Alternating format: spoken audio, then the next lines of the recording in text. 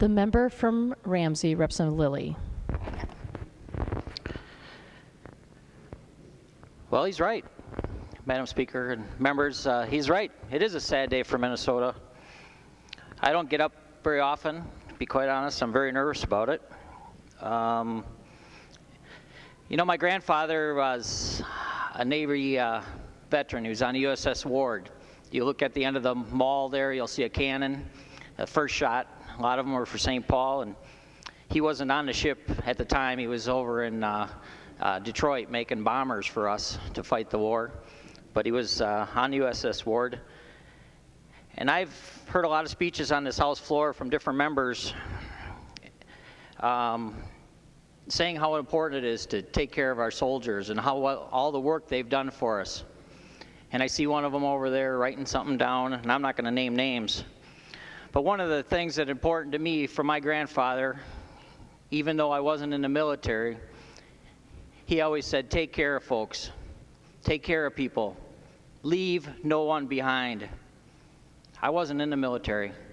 I know that much so. Leave no one behind. Many of these folks are people that have served our country. They were up there, we all stood and clapped for them.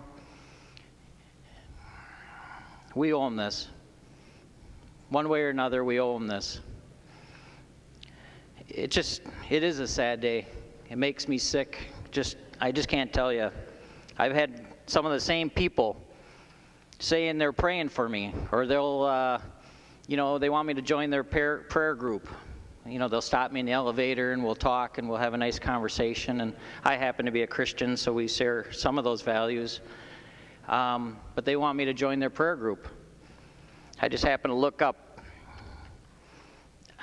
a Bible verse to me that means something to me. I actually read the Bible a couple years ago. I don't know if anybody's ever read the whole Bible. It's kind of an interesting book. There's some good and bad in there. I gotta admit, I don't agree with it all. But for me, it comes down to one section. Matthew. I don't know if anybody's made it to Matthew. But let me read this to you, and please indulge me. I don't get up on the floor very often.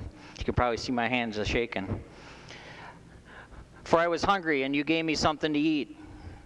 I was thirsty, and you gave me something to drink. I was a stranger, and you invited me in. I needed clothes, you clothed me.